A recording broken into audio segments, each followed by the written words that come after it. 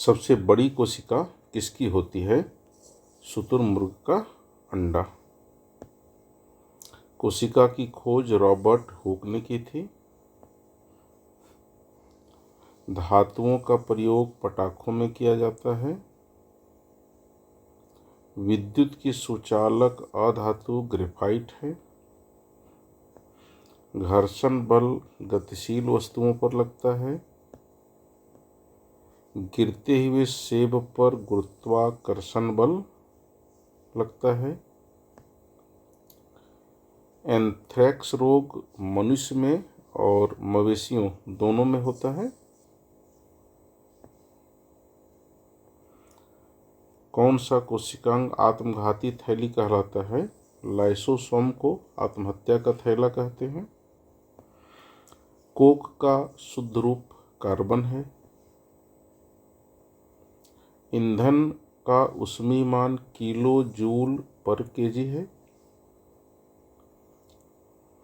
LED दुर्बल धारा के प्रवाहित होने पर भी दीप्त होता है।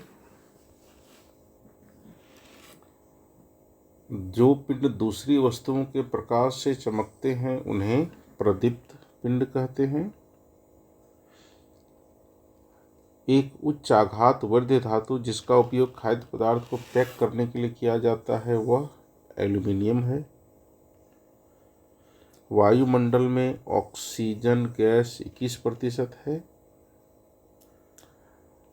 कोशिका भित्ति केवल पौधों में पाया जाता है। स्त्रियों में आर्तव चक्र की सामान्य अवधि 28 दिनों की होती है। प्रकाश की चाल 3 लाख किलोमीटर प्रति सेकंड है। किसी पृष्ठ पर पड़ने वाली प्रकाश किरण को आपतित किरण कहते हैं।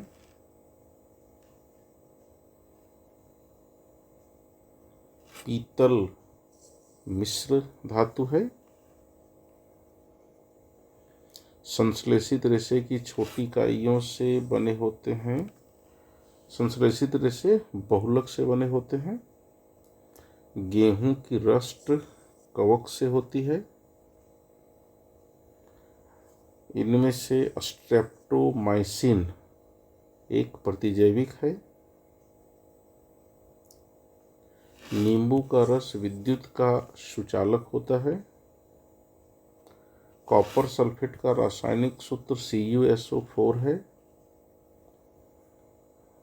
CFC के द्वारा वायुमंडल की ओजोन परत क्षतिग्रस्त हो जाती है।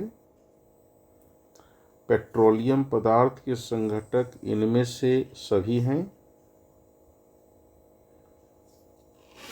स्थैतिक और लोटनिक दोनों घर्षण के प्रकार हैं। 1 किलोग्राम भार लगभग 10 न्यूटन के बराबर होता है। राष्ट्रीय जलीय जीव गंगा का डॉल्फिन है।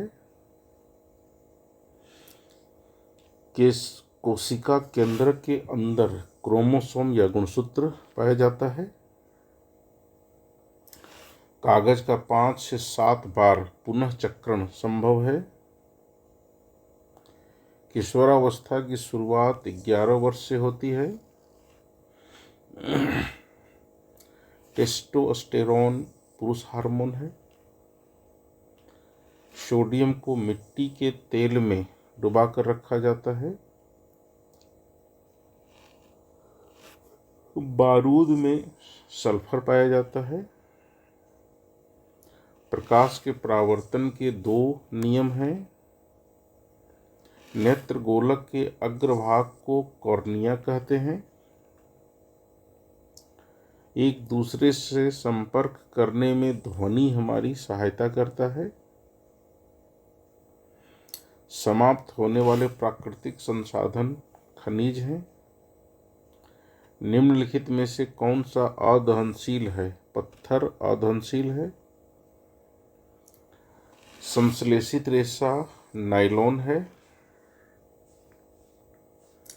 प्राकृतिक गैसों में मुख्यतः मीथेन गैस होती है। मुर्गी के बच्चे को चूजा कहते हैं। कवक एक सूक्ष्म जीव है।